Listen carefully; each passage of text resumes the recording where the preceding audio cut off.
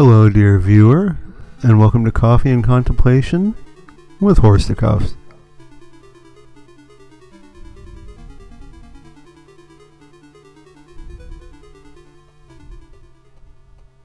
As you see, today we're playing Master of Darkness for the Sega Master System, and I'm drinking hazelnut coffee with sugar-free hazelnut creamer and 3 Splenda.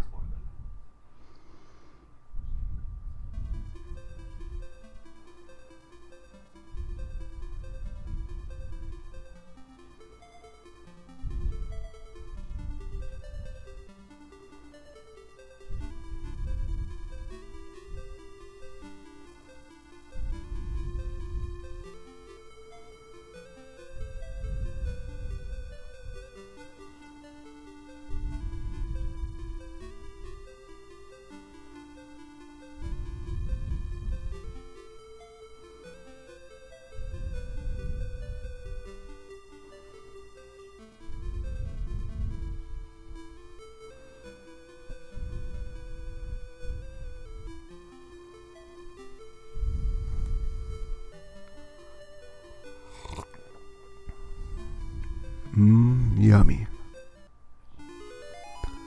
We begin our adventures in jolly old Blighty on the banks of the River Thames, and we spend the majority of level 1 going around the warehouses and docks of the grand old city. You start off as Dr. Social with a pocket knife of all things. Now, who ever heard of such a strange thing as beginning a hunt for the Master of Darkness, Dracula himself, with nothing but a pocket knife and a head full of crazy notions? Okay. As you see, this is rather similar to Castlevania. And instead of candles, you go around beating up kooky masks floating in the middle of space. And, like I said, instead of a big, badass vampire-killing whip, you start off with a little old pocket knife. But I've already graduated to a mighty hammer and a pistol, which does come in handy on occasion with your vampire hunting expedition. Now, the hammer is quite a bit better than the knife. It's got good reach, it's got good damage. It's a solid midpoint between the crappy old knife and the much better cutlass and the axe, which is the most damaging weapon, but also has the shortest range.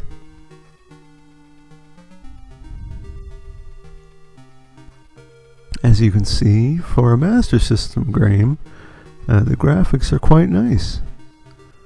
You've got a shady-looking gentleman in fancy clothing wandering the streets at night. You've got crows, you've got bats, you've got some kind of wild dog or perhaps jungle cat. I suppose, thematically, if we're going to compare it to the Dracula novel, the thing that would make sense for those little four-legged creatures to be would be an escaped wolf from the London Zoo. But I really don't know if SIMS did all that much research into this. SIMS is the Japanese company, to my understanding related to Sega, that developed this game. And that is our famous version of wall meat from the Castlevania series. Just a red potion. Not as charming as your typical wall meat, but it does the trick. Now, if you'll beg my pardon, I'm going to enjoy a nice sip of this here coffee. That's damn fine coffee.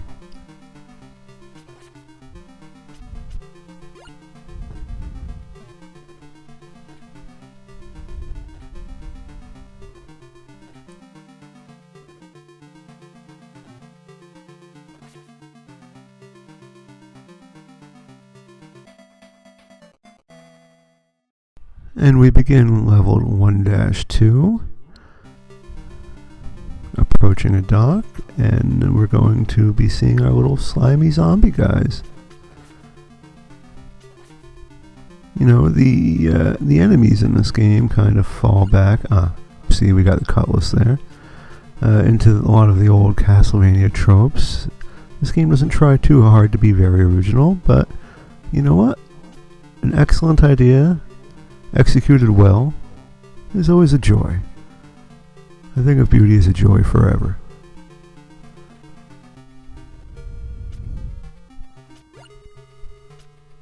The cutlass is a little faster than a hammer, has better range, doesn't quite do as much damage, but the range has its appeal as well. Especially when you consider all the bats and the birds later on in the game.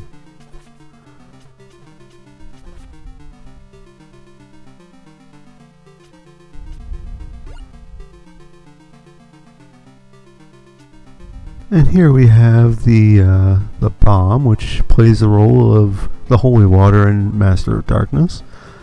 You know, it's not for every situation, but in the right situation, it can make all the difference.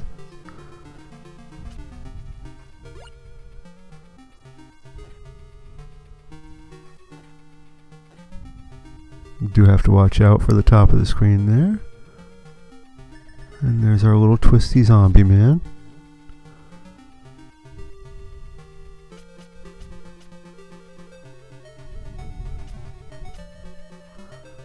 While the controls are fairly forgiving in this game, it is a Castlevania-like, and as such, does not suffer fools kindly.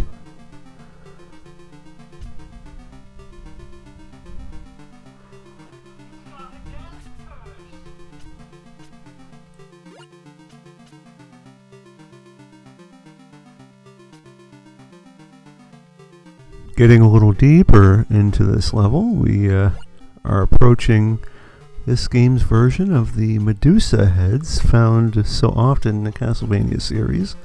As I said, this game is a Castlevania analog through and through. And as we get a little further, there goes one of those little four-legged thingies again.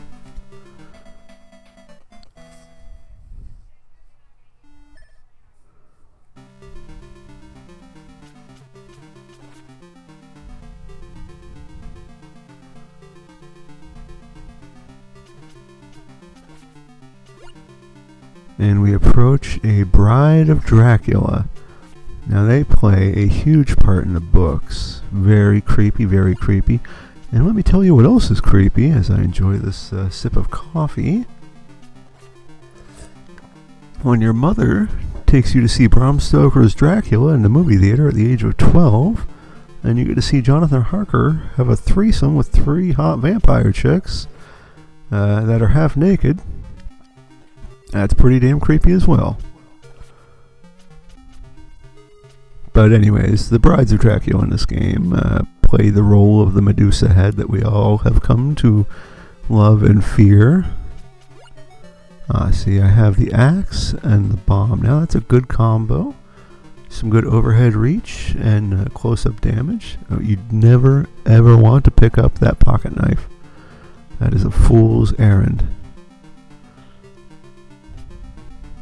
If you remember one thing from this video, never pick up the pocket knife.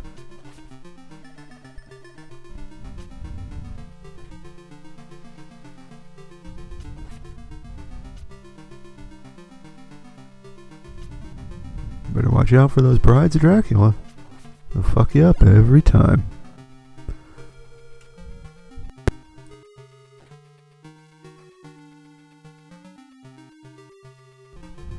Now, we find ourselves facing off against the first boss, the infamous prostitute killer, Jack the Ripper.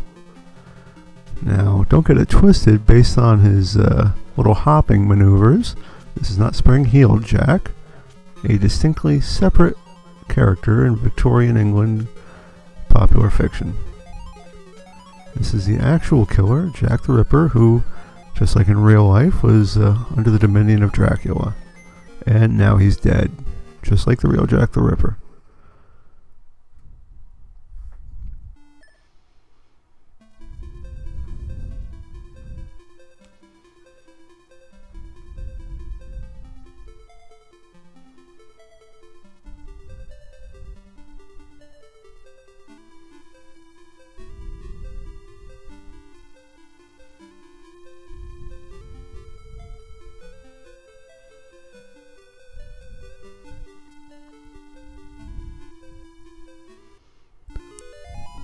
And here we are in round 2, the House of Wax Dolls.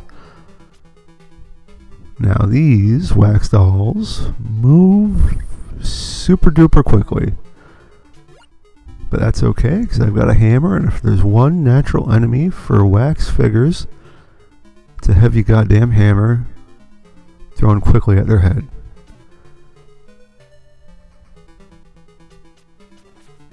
Now you may think that this level is fraught with peril because any of these figures could pop at any moment and fuck our shit up. But never worry, gentle viewer. You'll quickly learn that only 1 or 2 of these types of figures will ever attack.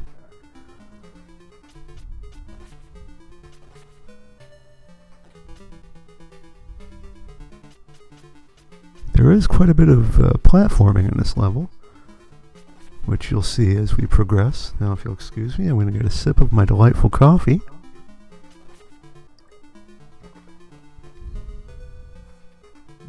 Yummy hazelnut.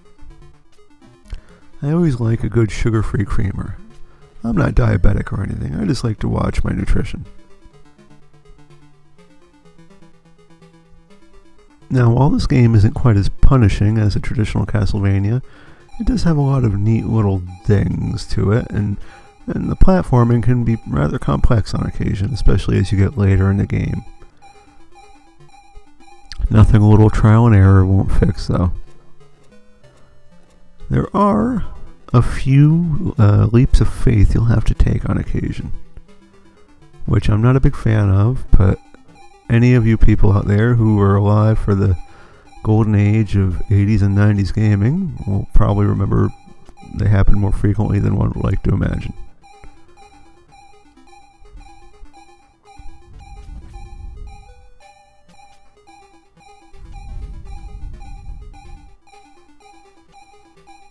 You just have to keep bashing on these women until eventually you fall again. Oh, there's that leap of faith. You could have easily landed on a spike if there had been any.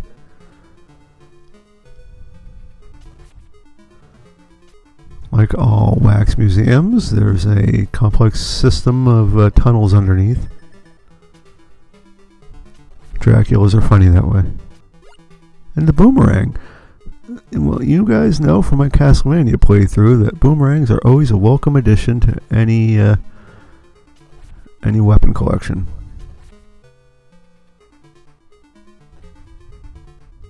That is what we call a one-up in this game, a little Ken doll. It looks like it's a tiny little miniature Dr. Social, which is our protagonist's name. And those little gems to store everything on the screen. Now, all is not as it seems in this deadly house of wax. Not only do you have to contend with waxen figures, golems if you will, brought to life, but the very furniture teems with poltergeist energy. Ooh, terrifying. But as with so many things in life, all things in fact, the liberal application of a hammer tends to solve all problems. Here we have boss number 2 of stage, well, surprisingly 2. And this is some kind of crazy ass wax skull lady witch. There's definitely a lady and a skull. And I'll presume the skull is roused by witchcraft or black magic. So a skull lady witch. With wax up her ass. Just keep whacking and everything will be okay. Now that's good advice all your life long.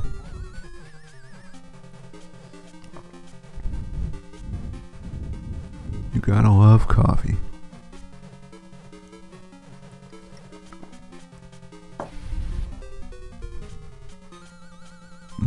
Refreshing.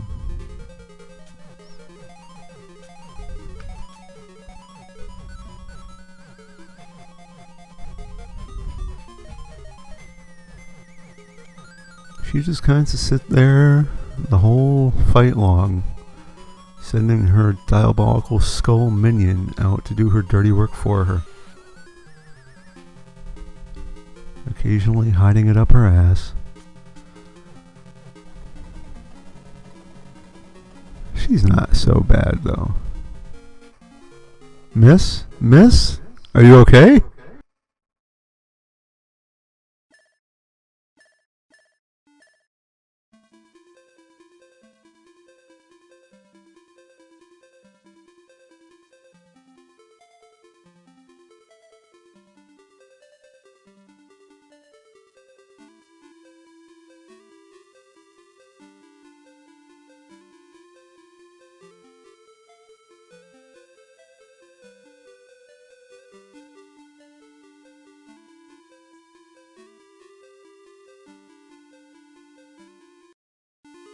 Now we find ourselves in round 3, Epitaph, or Epitaph?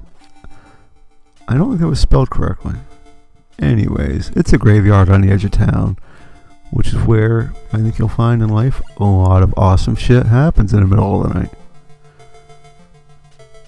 And it's your pretty bog standard, atypical, or pretty typical graveyard. You know, a lot of fun can be had there with a hammer under cloak of darkness. These little fuckers. They're like a cross between Castlevania zombies and their little flea men. Or Igors, whatever you want to call them.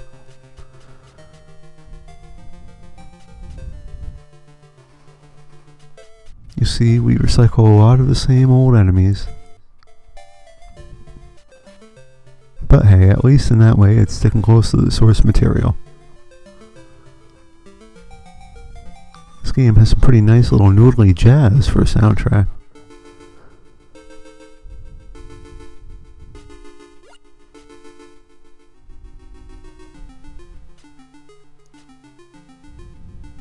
I'd say the bomb is usually a pretty safe bet to take as a secondary weapon, but the gun does come in handy. As my repeated viewers may know, if any of you exist, I'm always a boomerang man myself. As we progress further into the graveyard level, you're going to find these little armored skeleton guys, which are a little more dressed for the occasion than Castlevania's skeletons, which is nice. This level has a lot of platforming, a lot of spikes, a lot of long falls that can lead to death. So I suggest just trying to find the best weapons you can. I really don't suggest the axe in this level because of the short range and there's all these bats that will just ruin your day. Go with the rapier, or whatever we call it, the rapier or the hammer. Those are probably safe bets. And the bombs come in surprisingly helpful in this level as well.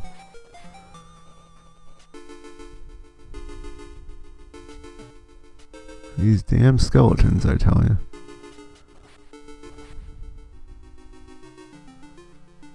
Don't worry about those lights. You can't get anything from them. This isn't Castlevania. You're not in Kansas anymore, Dorothy.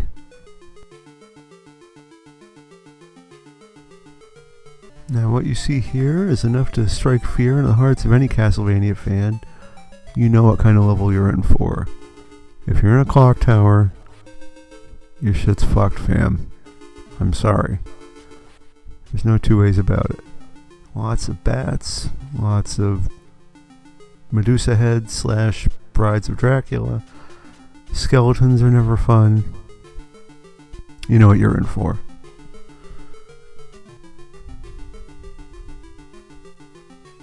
Be woefully careful of stairs, of course. You can jump off of stairs in this game, but not onto stairs. I tell you this, as to be forewarned is to be forearmed. And, gentle reader, it would be rad as hell to have 4 arms. Goro was awesome.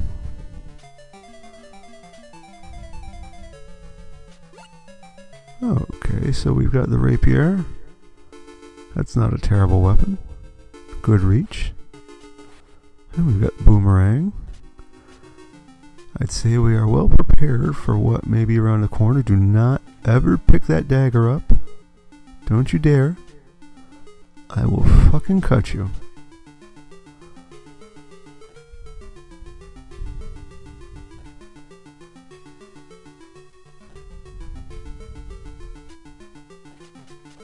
See? Rapier ship has its privileges. You know what? Fuck a skeleton. Oh. I don't know that shooting a skeleton in real life would be the most effective thing, but it was worth it in the long run. Always hope for a potion.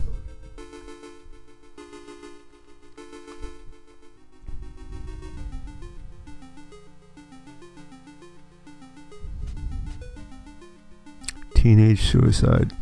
Don't do it.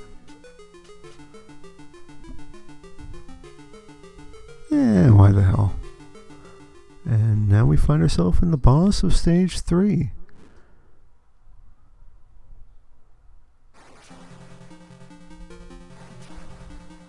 I'm not really sure who he is, but I like his pajamas. He looks like a jolly old fellow. Pretty predictable pattern.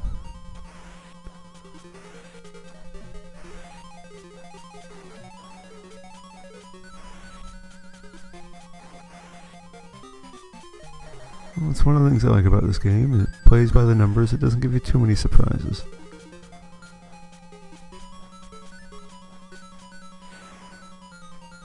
Oh, I see your rapier is bigger than mine, sir.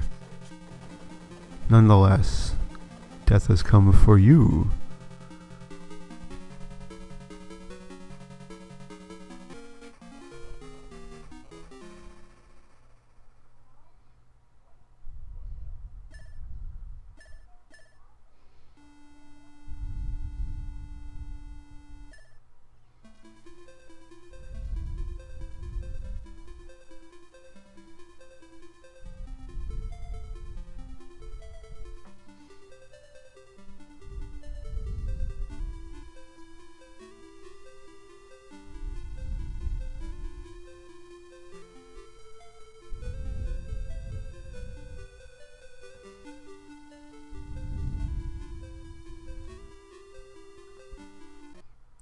And the plot thickens as we head into stage 4, the laboratory.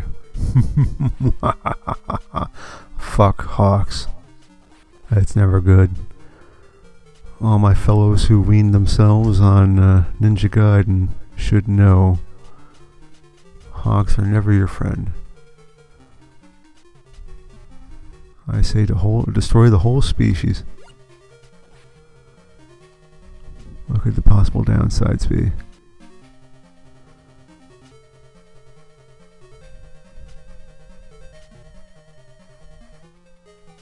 I never knew the British countryside was so full of spikes.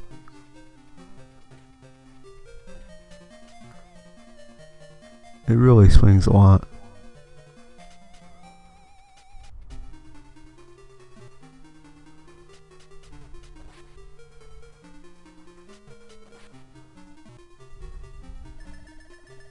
Thank God for potions.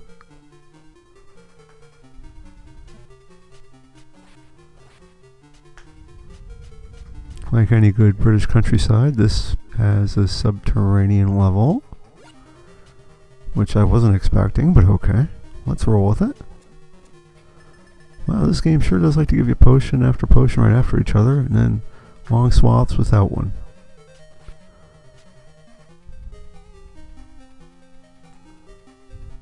It's doing some interesting things in this level. It just gave us, for the first time in the game, the stake. Now this sub-weapon is the absolute cream of the crop. The very tip-top best weapon there is, because it will travel forever in any direction you throw it, which, let's be quite frank, is either right or left, and anything it touches, except for a boss, will die in a single hit. You do not fuck with the stake, because a steak will fuck your shit up.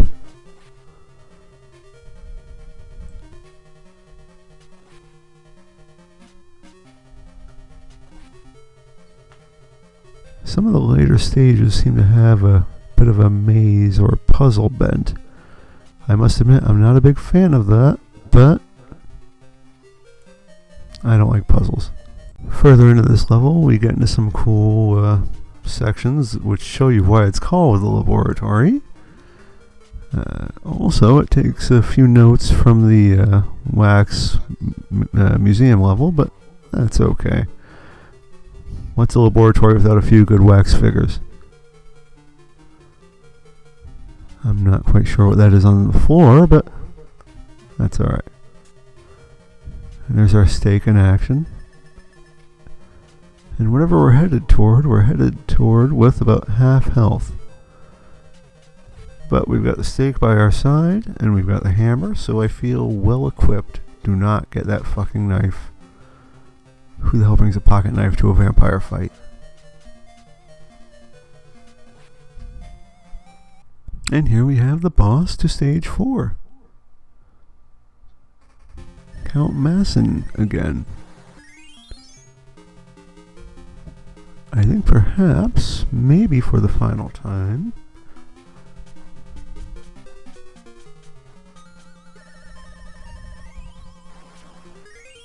Good thing we brought the steak, eh, fellows?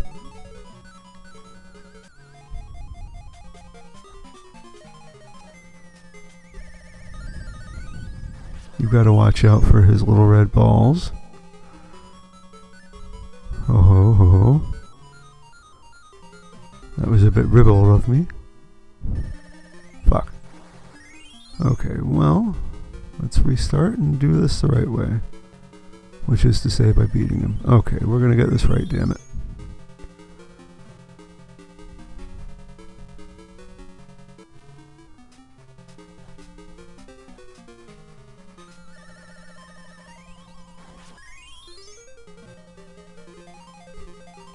The more times you have to try, the more you're able to predict the little red balls pattern.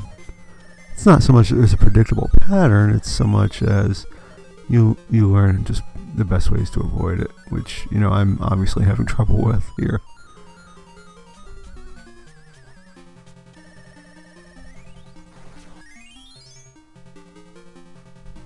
Oh, darn it.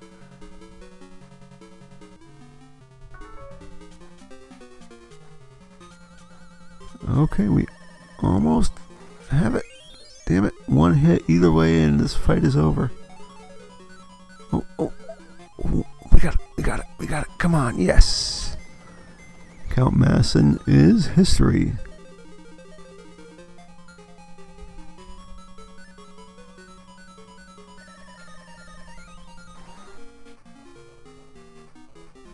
What a horrible night for a curse.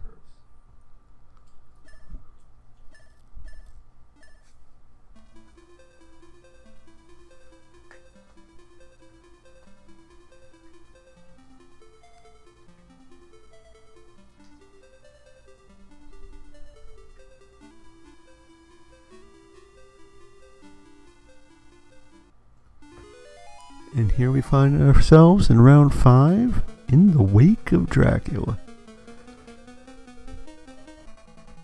This stage is unlike the other ones in the fact that it is, well, I guess you'd call it a real son of a bitch. Let me get a sip of my coffee and I'll explain.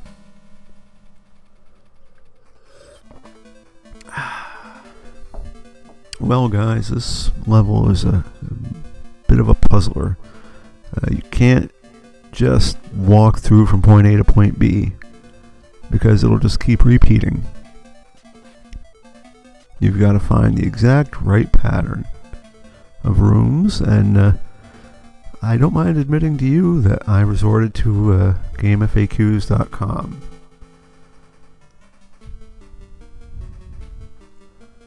Now, if you like, I will leave this section completely unedited so you can see me go through.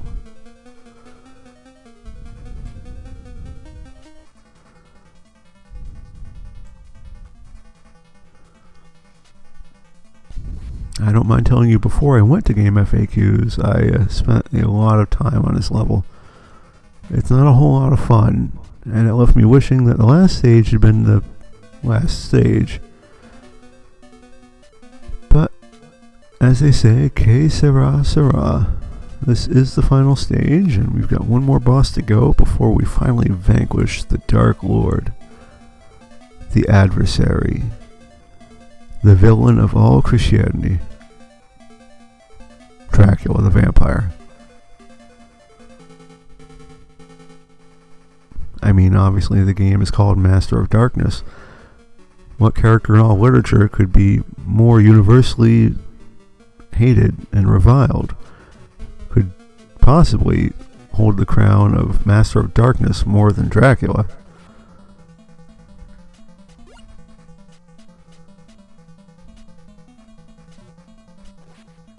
Okay, I'm kidding, it's Satan. In what world is Dracula, in all of literature, the Master of Darkness? Asshole? Sure. Killer? Of course. Black magician? Almost definitely. Well, definitely. Dracula was a real prick. I think we can all agree. But the Master of Darkness, that's a bit beyond the pale, I think.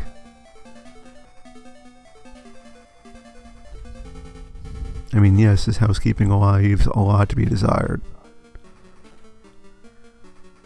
I also find it funny that a creature who's almost completely immortal, save for his ability to kill by wooden stakes, would have so many damned wooden stakes around all the time.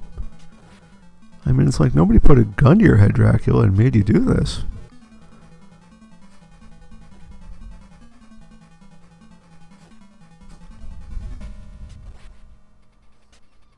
I don't know why he has blue clansmen in his castle either, but maybe they're supposed to be cultists. I question the need for a pointy helmet in that case. At least they're liberal with the stakes here. If at any point in the game you find the stakes available to you, I suggest taking it. That said, it only appears in the last 2 levels if memory serves.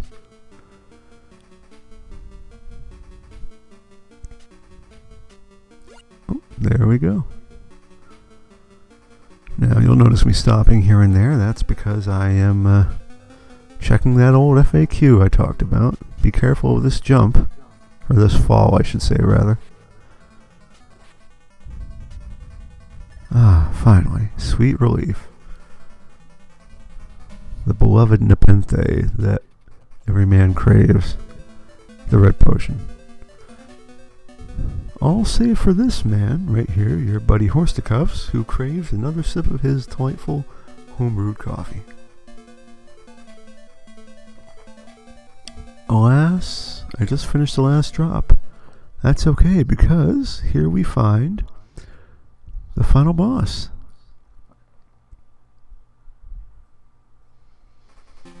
A fitting end to a cup of coffee. A dark wizard, and perhaps a vampire? I tell you, that outfit is fabulous, though. Look at his cape. No shoes, cape. The man has taste, I'll give him that. And he had that fun red romper earlier. Impeccable, impeccable. A lot of people were afraid to use color back then, a lot of gentlemen. But this guy, obviously a brave soul. The dark arts have treated him well.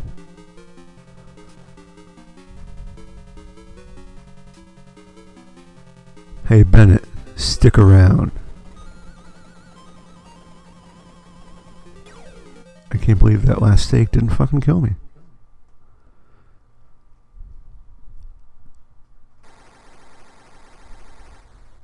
Aha. If there's one thing you should learn in your eternal struggle against video game Dracula, there's always a fucking final form. Always. And in this way, the game breaks the Castlevania mold, because how the fuck am I supposed to whip this Dracula in the head? At least I can axe him in the feet, but you're supposed to whip Dracula in the head. That's tradition. Oh, bloody hell.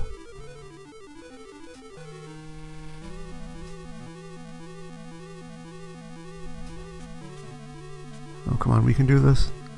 We can do this.